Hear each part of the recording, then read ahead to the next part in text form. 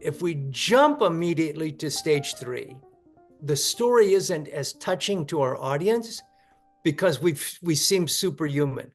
If we just go, oh, And then it worked. yeah, and then it worked. They can't Yeah. identify with us. Yeah. That the stage 2 is the hardest to tell because in stage 2, we're in the worst light. That's where it takes courage. That's where it takes honesty, vulnerability to talk about, this is what I did when I reacted. This is what I did immediately.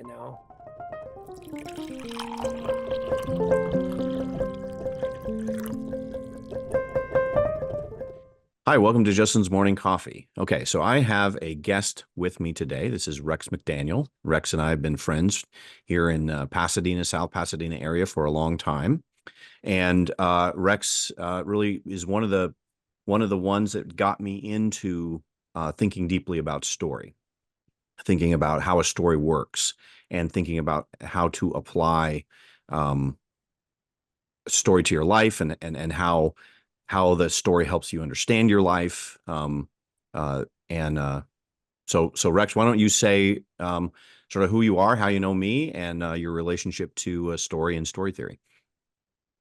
Justin, thank you. You recall we actually met in connection with the story show I produced, the Otter Story Hour, in the basement of Griffin's Pub here in South Pasadena. And you were a regular at Griffin's Pub, and the proprietor, Joe, said, hey, you should meet Rex sometime. And he introduced us, and sure enough, we did find we had a lot of interests in common, and you became a very important piece of the show and its production. I was deeply grateful for it. The Otter Story Hour is basically a knockoff of the Moth Story Hour. If your listeners are acquainted with the Moth story, personal stories told as truthfully as we can, I think, is their rubric. It is a way of capturing meaning in our lives. Things are happening. We could watch a tape of our life all day. Thousands of things happen, but a story is not everything that happens, and it's not a chronicle of all that happens. It is a deliberate structuring of events such that they impact both the teller and the listener, so that they capture the listener's attention and speak to us, speak about our human condition, our experience of life. And so, yes, I got interested in that from a number of angles, and have enjoyed being part of that community, that work, have coached people for the preparation of a story to tell at the Otter Story Hour, or folks have gone on to tell them at the Moth, and we even coached one Moth Slam winner with a story that they prepared to tell at the Otter Story Hour. So it's a great treat, and we've been glad to think together about what makes it work. And I think that's what we're here to talk about today. Yeah. No, so let me just say something about how we met, So yeah, I lived upstairs at the time in this old building, and I would go downstairs, and there's this Irish pub down there, and people would be like, yeah, there's a performance downstairs in the basement, and I'm like, what? There's a performance in the basement, And I think the day that I met you, I didn't know about it. Joe said, oh, you got to meet Rex. You don't know Rex? I can't believe you don't know Rex. You two, have a lot in common, and you had just finished the story hour downstairs. Right. People are coming up, and I said, oh, I have to go on the next one, And so to kind of, for people to understand, the storytelling circuit in Los Angeles is very similar to the stand-up comedy circuit, where you have people going sort of like from club to club and honing the stories that they're telling. And so then the Moth Story Hour is kind of, let's say, the biggest one where everyone wants to win, move up. You do a local one and then you go to a grand slam, and they vote on it. And so you can kind of, if you win the local one, more people vote that they loved your story the most, then you can go up to and so really your story hour, the Otter Story Hour, sort of just plugged in to this network of shows and story shows, really all over LA. Right. And so it became this sort of thing of like, you'd go down there and, everybody would be kind of just in this little eclectic space, going. And one of my friends said, that is one of the most refreshing ways to spend an evening, is to hear these stories. So you think, okay, 10-minute or so, six stories, you got an hour show, basically. Yeah. And it is kind of unlike anything that you could do in a way, because it's not flashy entertainment, and it's deeply insightful, you could say. These stories of all and you curated the show. That was the thing with your show, Right? Was you said, okay, I'm going to go out and I'm going to find people who I think that their story would fit in with this show. So you kind of would know what stories they're going to tell. And then you would say at the end of the show, all right, if anybody feels brave enough that they would want to, get up in front on this little show and on this little stage and tell a story next time or in a couple months, I can coach you on that. And so you develop this kind of coaching system. Right. Yeah, that was it. Okay. So where this lines up, why I wanted to put you on this channel, is because I've been going through the 7 Basic Plots by Christopher Booker. Christopher Booker was a British journalist, and he wrote a book, this huge fat book called The 7 Basic Plots, with the idea that there's 7 archetypes, not that there are only 7 stories, but that there are 7 notable archetypal story patterns that you can find over and over and over. And I've been just slowly going through each of the 7. And I thought, Rex has done a lot of work on understanding what a story is. And so why don't we hear kind of Rex's method, the method that you developed. And you said you noticed something in Christopher Booker that fit with kind of how you've been thinking about story. Sure. You recall when you first related to me, hey, do you know this book, The 7 Basic Plots by Christopher Booker? I said to you, yeah, it's right here on my desk. I keep it by my right hand. It's at my study place at all times. And one of the places where I really pause is after he's laid out the 7 basic plots in part 1 of that book. He says, now in any story, there are 5 basic stages or acts or elements or ingredients. Regardless of what the plot is, there are these 5 basic ingredients to the story. And he uses, to me, a wonderful phrase, a powerful phrase: to any fully resolved story. To any fully resolved story, there are these 5 elements. And I say amen when I read the sentence. I resonate. Yes, yeah, I believe it.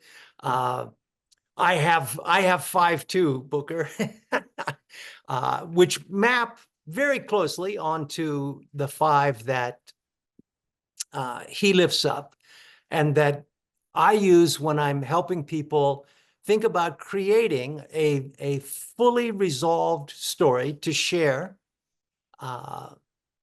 And when I'm helping people think about their lives, it's a way of gaining perspective, to get a standpoint. Oh, there's where I am in a cycle of experiences that happens all the time.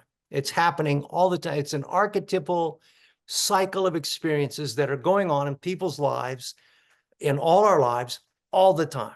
And sometimes to get conscious of it and to be able to say, oh, okay, there's where I am. I'm in that stage in this cycle that's going on all the time. Yeah, yeah. So, So let me just to kind of get familiar with Booker here before you go into your system, yeah. because I think, people have watched some of what I've done previously on this channel. So Hmm. so this is Christopher Booker here. This is the 7 basic plots: Rags to Riches, Voyage and Return, Overcoming the Monster Quest, Comedy, Tragedy, and Rebirth. And then I think I'm going to go ahead and show this other slide, which is his 5 acts. Hmm. I plot them out on a 2 mountain system. You can see that in my other videos, how that exactly works. But basically what Christopher Booker did for me is he actually caused me to switch from a 3-act structure to a 5-act structure based on Hmm. these five acts. Hmm. So I think it might be worthwhile to kind of explain this a little bit, and then Sure. people can maybe see how it fits. So, first you have, every story has kind of like an ordinary world. That's the place of stasis. That's where you Yeah. start. He calls it the anticipation stage.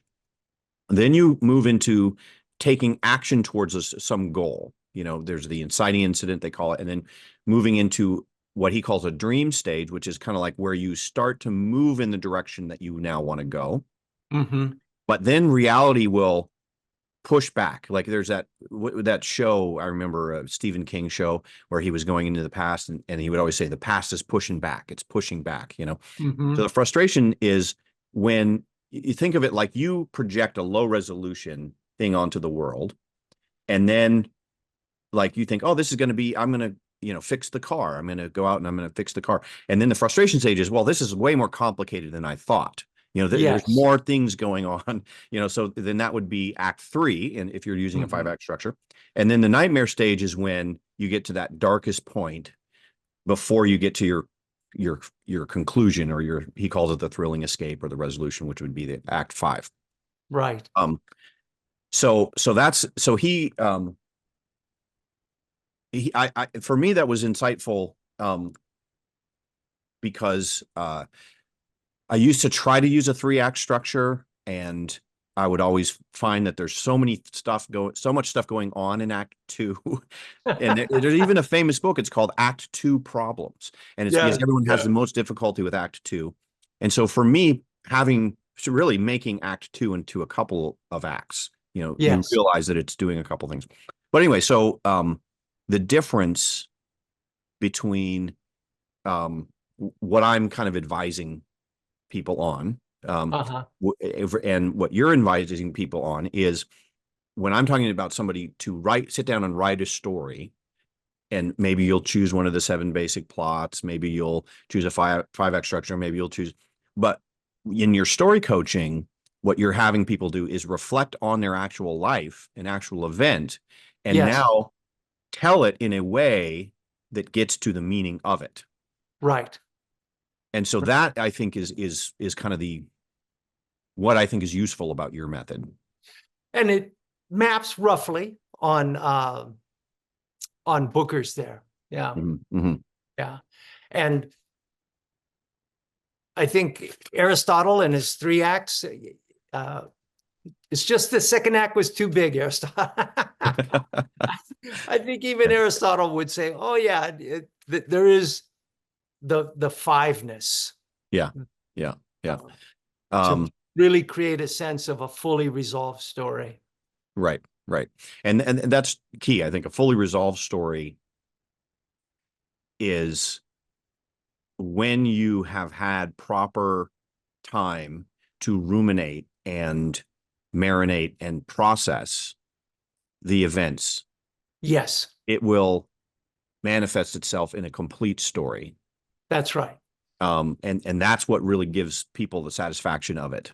Yeah, And as we've said before, like you go and you listen to somebody who hasn't quite processed, they're telling you something from their life, yeah. but they haven't quite fully processed it. It'll often come out as an incomplete story. And here's how I think. You go, something wasn't quite satisfying. It's like eating a meal and you're like, it needed some pepper, or like it needed a little something to. Well, just to jump ahead to plan a steak, it needed stage 3. We'll get to that. Yeah. What you're describing is we could write a story about someone writing a story. Mhm. Yeah. And we can tell that someone telling us a story, there's a story behind the preparation and the coming of that story, and we can see where they might have been, Mhm. Right. Right. what acts might be missing or yet to come Mhm. in the story about their telling this story. Yeah. Right. Right. Yeah. Right. Okay, so here's what we decided that we thought we would do is, so just to give people a taste, and I know I just said this to you right before we started recording, so I'm putting you on the spot here a little bit. But I've seen you tell so many stories live. I know you can do it. Is to give people a taste before you tell us your method, to go ahead and tell us one of your stories that you have in your back pocket, Right. like you would at a story event. So Right. people can imagine, okay, this is kind of like what you would hear at one of these events. Mm-hmm. And then we'll go through your method. Does that sound? It Or sounds is great. there anything you would want to say before you start the story? Or we will go Oh, through the whole. I don't think so. Yeah. Okay. Okay. Well, you could Let me just. Mhm. let me pin you so that you're full screen. Okay. And so now Rex is going to tell a story and take it away.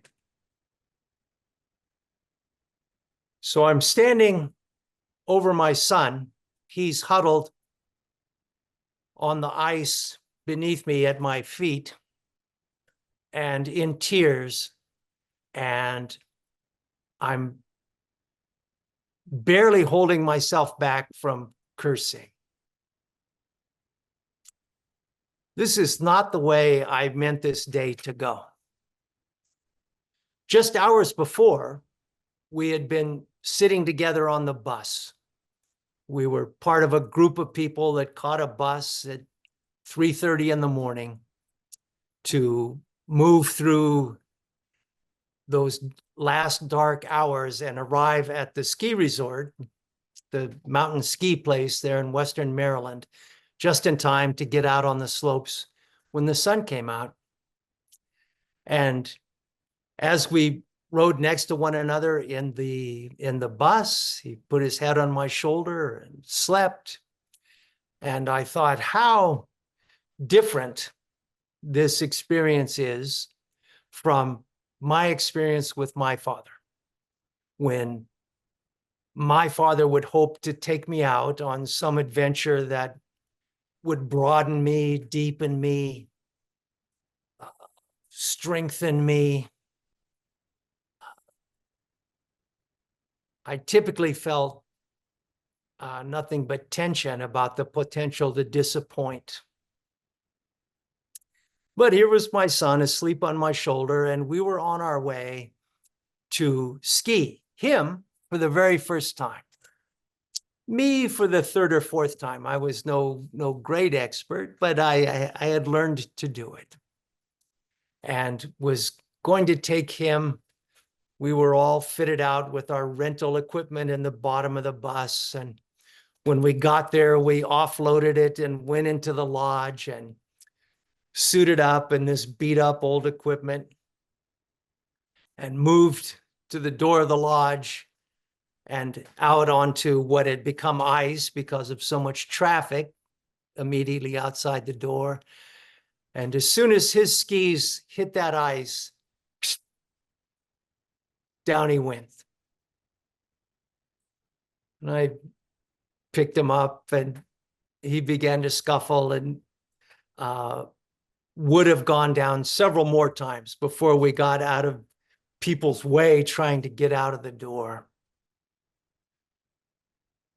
We look around, well, what are we going to do? And we see a big mound of snow piled up in the parking lot where the snowplow has piled up this snow, maybe to 8 or 10 feet high at one edge of the parking lot. And think, oh, okay, well, this is going to be where we're going to learn how to ski, this little bit of a hill right here. So we fight our way over there. And I show him how to side chop, step up this hill. And he gets up to the top of the hill and falls, and then gets up again and makes a little ways and falls. And then he makes it down to the bottom of the hill and falls. And I coach him on how you get up, how I've been taught how you get up. I forget exactly how it is now. Those of you people who ski would understand, but somehow you orient yourself relative to the slope, and you're able to get gravity working for you, and you can stand back up. So I think, well, this is part of the lesson. And so I teach him how to do this, and he gets up.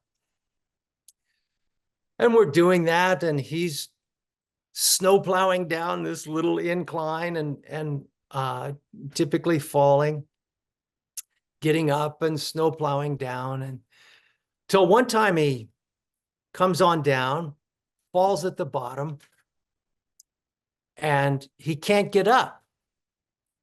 He just decline this. He uses the technique I taught him, and it doesn't work. He just keeps slipping. He just keeps not being able to get up. And I keep emphasizing, just do this, whatever the thing was. And it doesn't work. And he's crying. And I'm standing over him at the end of my patience. And I'm exactly like my father was with me, when the idea was to move me out and through some experience that would build my confidence and self-esteem. So somehow I caught a notion that this was heading very wrong and that I was just making it worse. And I said, well, okay, let me see. And I fell down on the ice and snow right next to him. And I said, so we just do it like this. And I tried the method. And I wasn't able to stand up. And I said, yeah, you know what? I can't either. I don't know what the deal is here. Let's work with this until we figure out how we can stand up. And we did, and did get up, and he got back to the top of the hill and started coming down again and started coming down. And while we'd been doing this, his friend Bert had been going by, and his friend Bert was a really skilled skier, and he'd go down the mountain and take the lift back up and see us there and call to us. And we're proceeding ahead, and he's getting a little more confident. And here comes Bert, and Bert says, hey, Brian, want to come with me? And Brian looks at me, can I do that? And I said, man, you're going to fall. And he said, yeah, I can handle my falls. I said, well, okay, off you go. So he went off with Bert. And I didn't see him again until nearly the end of the day. And we came across each other up at the top of the slope. And we said, wow, how's it been going? And he says, yeah, it's been going great. And I say, wow, one more run. I tell you what, you go first, you take off. I'll wait about 5 minutes. And then if you've fallen, I'll be behind you and I can come up and help. We'll keep going, go on down the hill. He said, okay. So he took off. About 5 minutes later, I took off. And I'm going as fast as I can. And I never catch him. I don't see him until the bottom of the hill. And we take off our rental equipment and throw it back in the bottom of the bus and climb on board. And now we're going home in the dark of the early evening. But Brian's not sitting with me. He's sitting with Bert in the back of the bus, flirting with girls.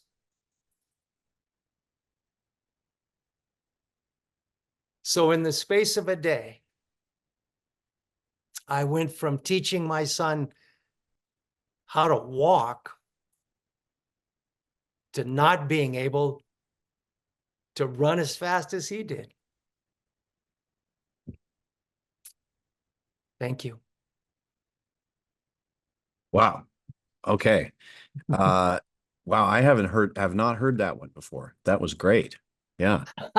Have you told that one live? I don't know if I've told it at the Otter Story. I've told it at other shows. Yeah. Wow. No, that was great. Yeah. Okay. So that's an example of how a story from your life goes, and Yes. sort of how How you I've would- crafted an experience from my life. Yes. Yeah. Okay. So do you want now let's move from audience mode into coaching mode. Sure. So what's your using that story as an example, how does your coaching method work for finding a story in your life? So let's pull up the little graph, huh? So we talked about five and fiveness, and Booker has his 5 acts. And I think of 5 stages in a fully resolved story. You could think of 6 in a way. Booker talks about the anticipation stage, or the stage before the story begins, when things are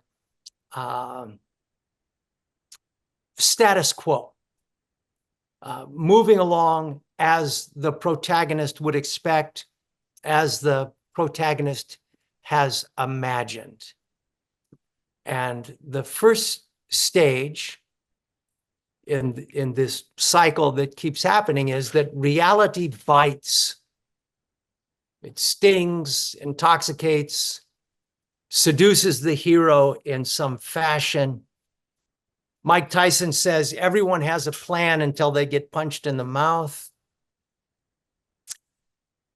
Martin Gurry talks about the moment tomorrow no longer resembles yesterday. And poet David White, whatever a human being desires for themselves will not come about as they first imagined it or first laid it out in their minds.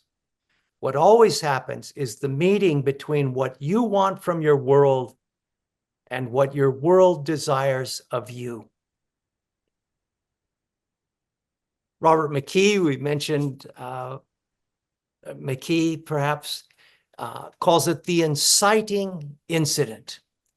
It's the moment the protagonist, if we're telling a personal story, we, you, I, encounter a circumstance that we did not want or expect.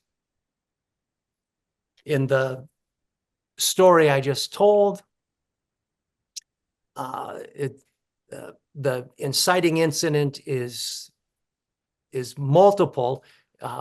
I didn't expect my son to have so much ability to stay on his feet. I didn't expect him to fall right away and fall so often. And I really didn't expect that the technique for standing up wouldn't work.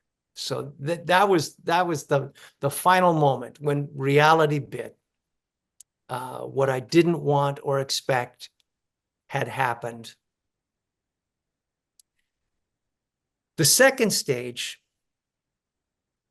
is the protagonist reacts. The brain, our brains are prediction machines. And other things being equal, the brain's natural preference is for that which it can most easily make sense of. When what we don't want or expect happens, our protector brain springs into action. It says there's danger, there's trouble, there's some threat here. The world is not conforming to my expectations. I must correct, pacify, or escape a world gone wrong. It is a spontaneous, fast-acting part of our brain. It comes on without our thought and moves us to get big, get small, or get away in some fashion. The emotional component is fear and frustration, and we act immediately out of fear and frustration if we've really been surprised, if reality has really bitten. If we don't, then reality hasn't really bitten, and we don't have the ingredients of a fully resolved story. You can tell somebody, you know, went to start my car this morning and it started right up. There you go. If it doesn't frustrate you or strike fear in you such that you react, we don't have the ingredients of a meaningful story, a story that will be meaningful to the audience and to the listeners. The reaction worsens the predicament. It makes it worse. Hero reacts and makes it worse. Our reactive brain says this should work, and it doesn't, and so the frustration is multiplied, it's amplified, and the situation is worsened. In the story I just told, so my son falls. I'm just repeating more and more loudly, just do this. I'm just getting louder. I'm just getting bigger, getting stronger. You know, and it's just more and more hurtful to him. It is separating us more and more, so that tears are happening. So stage 2, hero reacts, makes things worse. In stage 3, and we don't always move into stage 3. A fully resolved story has us move into stage 3, and we're able to, the big thing is change our question from why is this happening? What, you know, why this should work, why isn't it working, to what? What am I contributing to this? What is really the situation here? Anne Lamott says almost everything will work again if you unplug it for a few minutes. If you back up. Now, you mentioned someone working with a story and they haven't ruminated enough. And I'm gonna land on that a little bit, because rumination is actually part of stage 2. Rumination in the sense of just chewing on the thing over and over, just trying harder, is actually part of stage 2. It just delays things. It makes things worse. What we need in stage 3, and perhaps it's a definition of rumination. You know, it's rumination comes from the word ruminant, where it's just chewing over and over. Mm-hmm. We could move into a sense of rumination as reflecting, but it has to do not with just chewing over and over, but opening up, zooming out, or zoning out. Maybe just thinking about something else if it's a longer piece of story. But in some fashion, we begin to ask, what am I missing? In particular, what is my part in this that I'm not seeing? What resources, tools, alternatives are available to me? How could I meet this challenge? What could I do to meet this challenge more creatively, more powerfully? So in the story I told, it was that moment, and I said, no, wait a second. I'm making this worse here. what could I do? I could lay down next to him. I could put myself in that experience rather than just shouting more loudly, do this. And I could put myself in that spot. It occurred to me that might be an alternative way of handling that. And in the telling of this story, that moves very quickly into stage 4, which is the hero responds. In stage 2, and these are important words to me, and people, I get irritated, I'm on a high horse about it.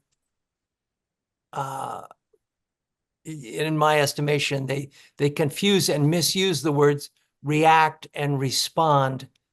A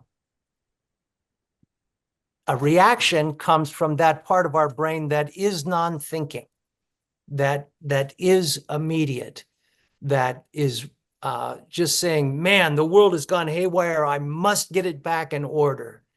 That is panicked about being out of control and seeks to seize control. That's a reaction. A response actually comes from a different part of our brain. It comes from the prefrontal cortex. It comes out of some kind of creativity. We have imagined a different way of dealing with this. We've realized that our reactive way of dealing with it is just making it worse. And so we imagine a response, but stage 4 is we do indeed have to embody the response. Stage 3, we imagine it. It occurs to us, but it doesn't do any good if it just stays in our head, in our imagination.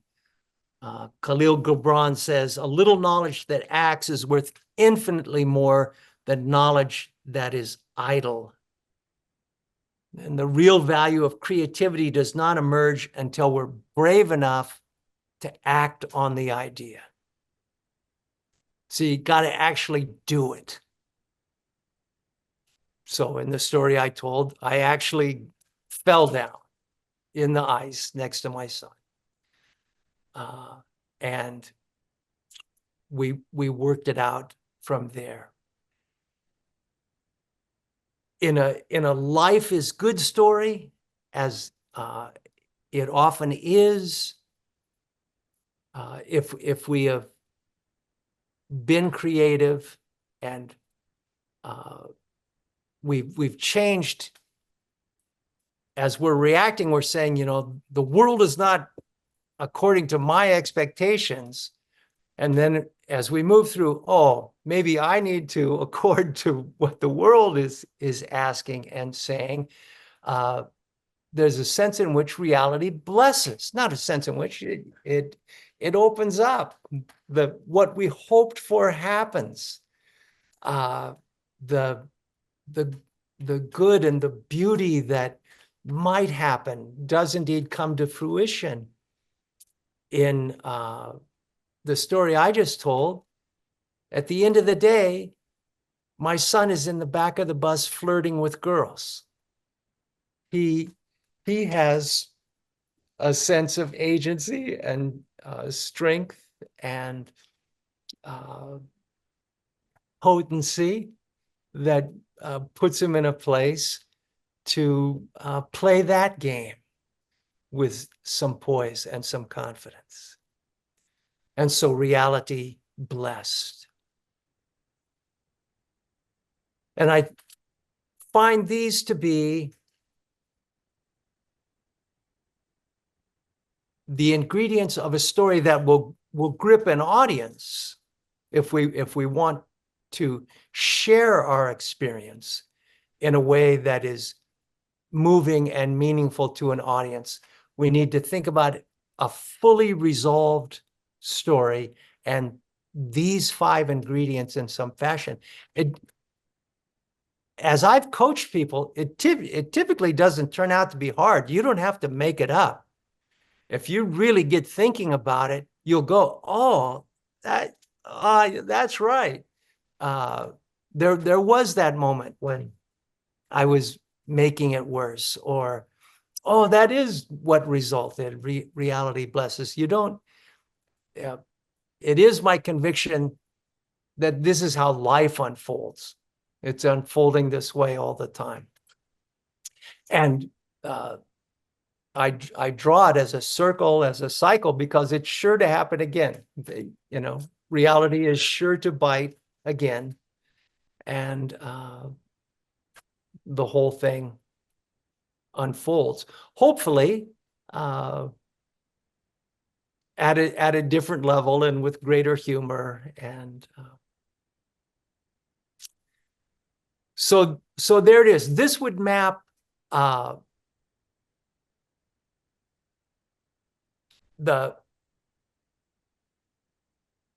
starting at the end, but what Booker calls the final confrontation would happen sometime in step number 4. You have to do it. You have to get out there and confront whatever it is that is the challenge. And it might be a nightmarish thing, certainly a terrifying thing. I think what he calls Act 3, I would see in 2. He talks about things getting worse. Frustration. Yeah. Frustration. The frustration stage is in number 2. And what he calls the anticipation stage is actually before this. And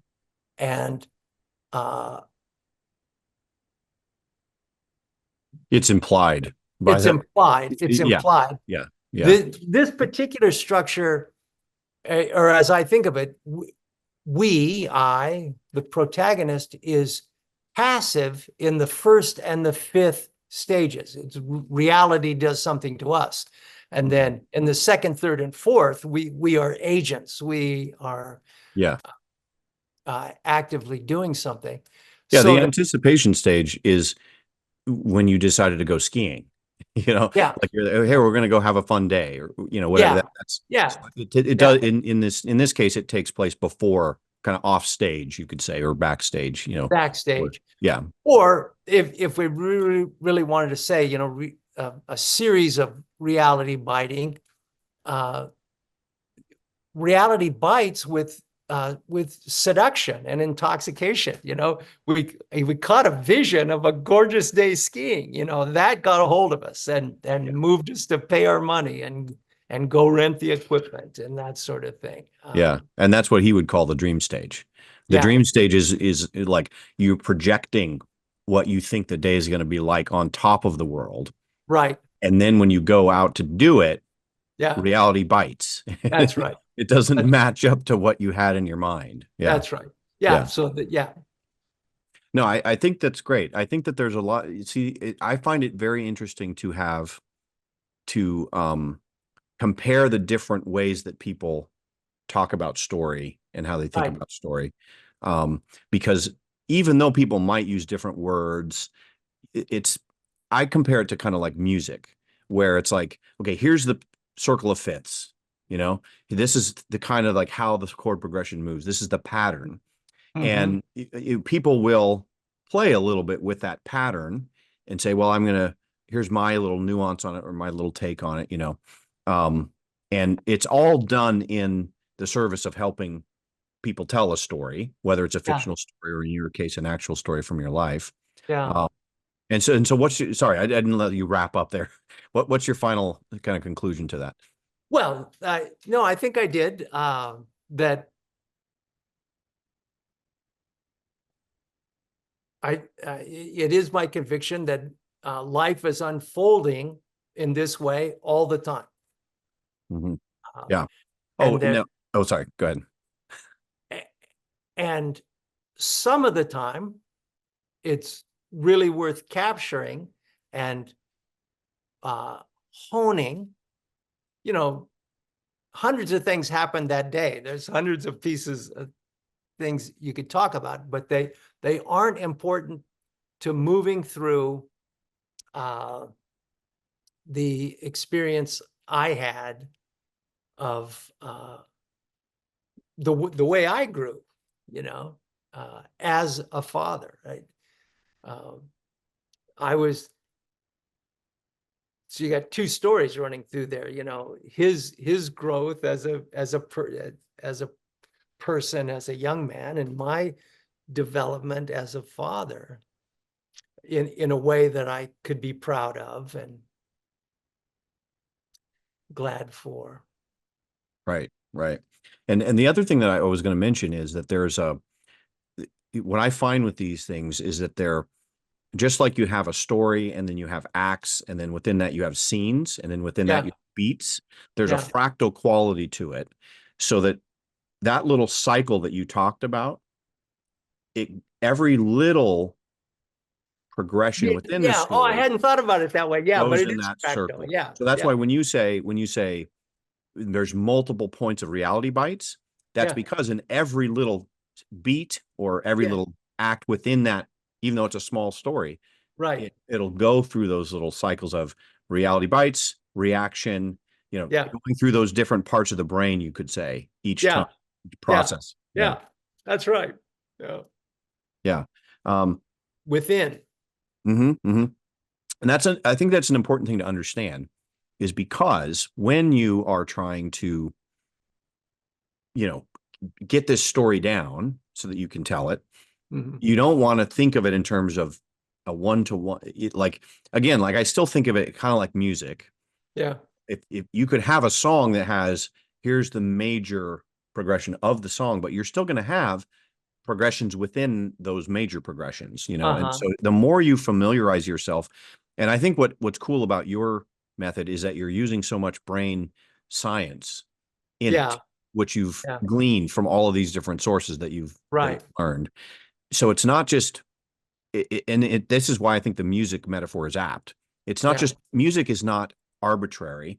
It's based on the vibrations that exist within reality. Yeah. And in this case, the pattern of behavior that you're describing and the way that we make sense of our lives, like we were saying before, the human condition, Yeah. uh, is based on something real, you know. Yeah. And so you can find it, and I think that's why in the coaching you're telling, okay, here's what to look for in your experience in order Yeah. to make it meaningful. Yeah. And so the brain is part of it, and even neurochemicals are part of it. So that uh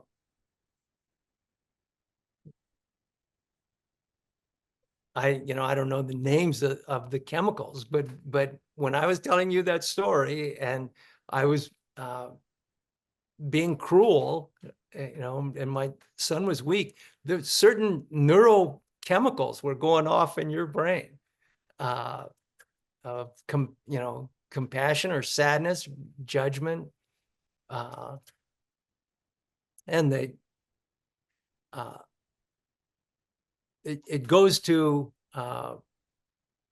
Booger's calling it a fully resolved story. That there's a reason for that. That there's a and the music thing, there's a harmony, there's a fittingness to the cycle of uh, those ingredients, that can push your emotions. And I mean, they could probably hook us up to something, right? While we listen to a piece of music and see what Mm. chords and what things were generating what neurochemicals. Right. Yeah. So there's the stress hormone, so when you're thinking, when you go from the state of projection, projecting your expectations on the world, Yeah, to reality biting, which yeah, is the expectation doesn't meet reality, yeah, that's when you're going to get flooded with this stress hormone. yes, And that's going to cause that fight or flight right, instinct to right, to trigger. And so there's a sense that it's also, in a way, telling you what to do when you feel that.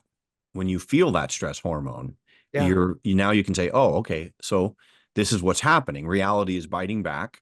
yeah, My projection doesn't fit the real world. So what do I need to do now? yeah, I need to figure out what the real world actually is like. Yeah. You know, Yeah. like I need to actually deal with reality and not my projection any longer, you know? That's right. That's stage 3. Right. And if we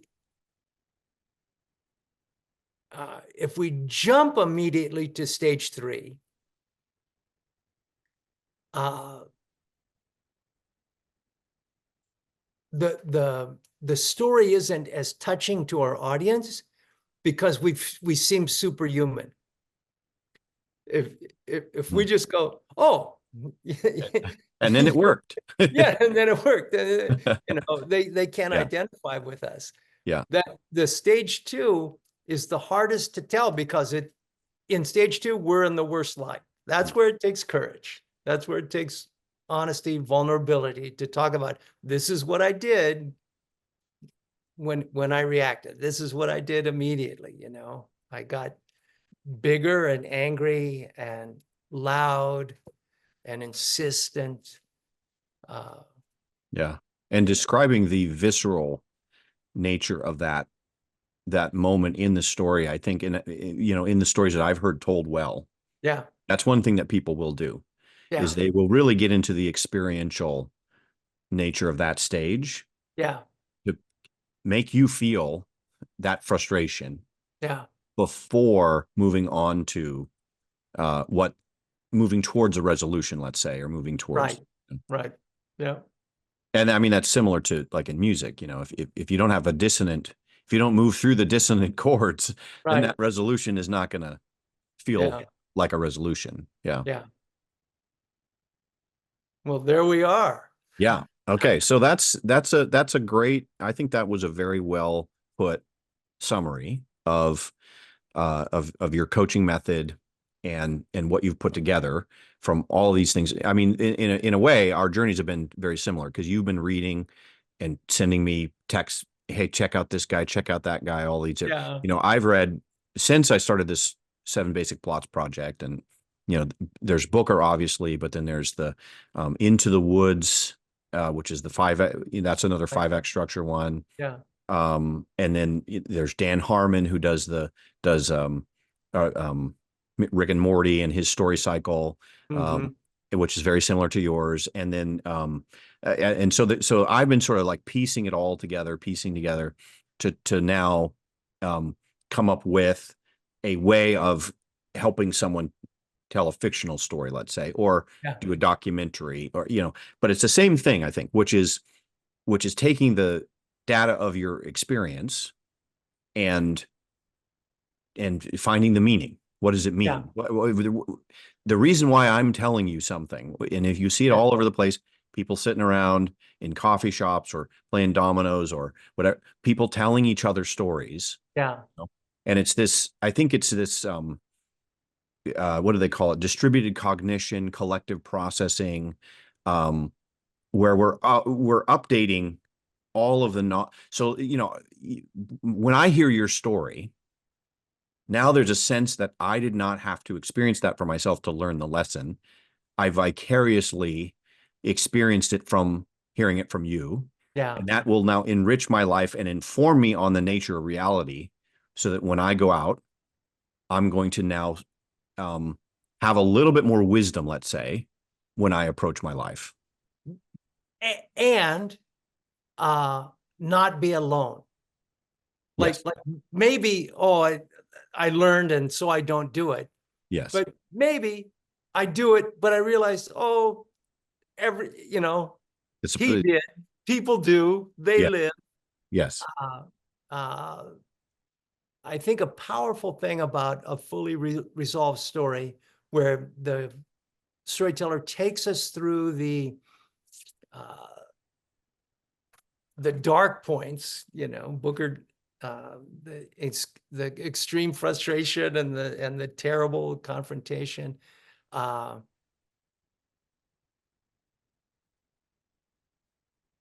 Is that on a certain level, a piece of us knows they made it because they're standing here. Yeah. They made it out alive because they're here telling us. So that there's a certain I can go ahead and listen to this because they're not going to die. Yeah. They're here, Yeah. they're here. But I can sink as if they're going to die, or Mhm. so what we talked earlier about uh, ruminating and that sort of thing, and you were just talking about you see people doing it all the time. I'd want to push back, or what I'd wonder about is they probably, it's terribly judgmental on my part. How often have they gone through stage 3? Have they reflected on it? Often what and you and I have talked about this, I think this is what you're referring to. You'll hear someone stand up and you can tell that they're still in stage 2. They're still ruminating on this evil thing that was done to them. They're still in a victim stage, and they are not bringing to their audience, to us, their listeners, uh, the value of their growth, of their enlightenment and their courage. They're fishing for us to be uh, uh, prosecutors for them. They're fishing for us to come and save them. They're telling us how awful it is, how terrible they were, how unfair it was. Yeah. And our typical response, and it's really tough to do anything else, is, yeah, I see what you mean, man. Yeah, it is to join them in it. And then there's a certain rush to having been joined in your misery, and there's not too much depend unless there's a real neurosis. There's not too much of a rush in joining someone in their misery, but there's a rush in getting someone to join you in your misery. But there's a stuckness to it in what I call the stage 2. You're still in stage 3. We often recruit help. We talk to someone who can help us hear what we're saying, and who can ask us, I wonder what you're missing, and lift us into that other part of our brain. But there are interlocutors or conversation partners who just reinforce the rumination and keep it stuck. Yeah. So the word I would use there is venting, Yes. so there's a certain satisfaction you get in venting, Yes. it's, let me tell you about my day. Yeah. And you could say, well, that, within the cycle, there is a venting stage, Yeah. which is the frustration stage, or Yeah. whatever word you want to use for that. Yeah. Reality bites, and then reacting within the visceral part of the fight or flight part of the brain. Right. Right. So yes, it's not as if you can't vent, because Right. that's part of the cycle. But Yeah. I think what happens in these stories over and over, and this is why I study the archetypes, is because Yeah. the ones that last through time, you'll notice that they have certain qualities, and they have those qualities for a reason. One of those qualities is, how did I contribute to this? Yes. So that was the part in your story where you said, okay, rather than just venting and saying, something is wrong here, and Yeah. so I'm going to complain about it. You said, okay, hold on a second. I'm just going to get down there in the snow, Yeah. and I'm going to figure out what it is that's wrong with my approach.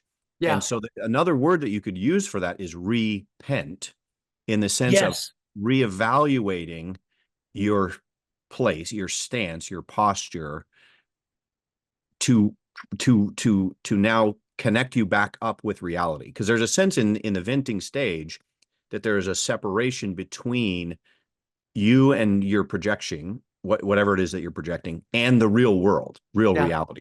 Yeah. And so that there's a separation between you and reality. And now you need to get back joined up to actual how things actually are and out of your Yeah. projections, something like that, I would say. And I think the word repent is in my little grid there. It's Mhm. one of the things that happen in stage 3: retreat, recruit help, repent, Yeah. reflect. Because people, I've been a word like repent, it gets pious. It's like it's a pious thing. It gets I don't know what you'd say. It gets sentimentalized or something, yeah, where it's kind of, well, you need to repent. It sounds kind of yeah, stuffy and religious or something. But yeah. this is what it really means, I think. In my video that I did on Groundhog Day, Mhm. that's what I basically argued, was that Groundhog Day, which is a part of the rebirth plot, that's exactly what Phil Mhm. Connors learns to do. He learns to repent. He Mhm. has to reorient himself to the world that he lives in and stop trying to make the world fit what he wants, but rather how he fits into the world, so it's this pulling away from reality and I going back. I think that's exactly right. Repent means to turn around, to go in another direction. And at the level of our brains, what we're talking about is to leave the reactive, uh, self-justifying, uh, insistent on controlling part of our brain, and turning to the part of our brain that is creative and reflective, able to uh, um, well, just the way you said it, able to say, what's my part in this? Mhm. What, And there's also and something about disengaging from the approach that you were taking that's not working. And yes, it reminds me of something I read about the company 3M that has the most patents of any company. Did I tell you this before? no, They I have don't know. most inventions of any company in the world, I guess, most Yeah, patents. And the reason why is because they have people in one department that's, let's say you're working on one problem in one department, they're required to go visit the other departments and just kind of talk about what they're doing over there. Because yeah, what they learned is that creativity means that you might, because you're thinking about it in a certain way, you're thinking about the problem in a very kind of like within a frame. And right. so then what you have to do is you have to get out of that frame for a minute Yeah, and go see something. And then you are now able to see that problem in a different way. And yeah, and so that's sort of what happens in the story, is the reflection e- period is a disconnect. exactly, Yeah. exactly. And when I was pushing back on the idea of ruminating, that's what I meant. Ruminating is working within, my problem, just thing, Yeah. and letting that go and go looking at somebody else's problem, Hmm. and then Yeah. who knows what bubbles up. You could say And obsessing. That's another yes, word. yes, yeah, yeah, Like here you are obsessing, and it's like when you can't resolve something, it's like a long division problem where you always have a remainder, yeah, and it just keeps yeah, doing it over and over and yeah, over. That's what yeah, worry is, I yeah, think. yeah, Like when you can't yeah, sleep at night, that yeah. is the kind of obsessing. It's Yeah. like trying to get to the end of pi. Right. It's just going to keep not resolving and not resolving and not resolving. Yeah. Yeah. Yeah, yeah, yeah. Um, well, that's great. I think, I don't think we need to make this video too much longer. I think that's a perfect introduction to your story method. And, one thing that I should tell you, a side effect of this going out on the internet, is people might want to talk to you. People, they might want to say, "Hey Rex, come on my YouTube channel." So you don't have to. You don't have to, you don't want to, but just, Yeah. that's a possibility. There's a whole network of people, we call it this little corner of the internet, of people that like to Uh-huh. talk about this stuff. So I'm introducing you in a way to a lot of my friends through Thank this. you. So I hope you don't Thank you. mind. Why not? but yeah, so I'm gonna stop the recording. Thanks again, Rex, and everybody else. I'll Blessings. see you next time. So We'll be in touch.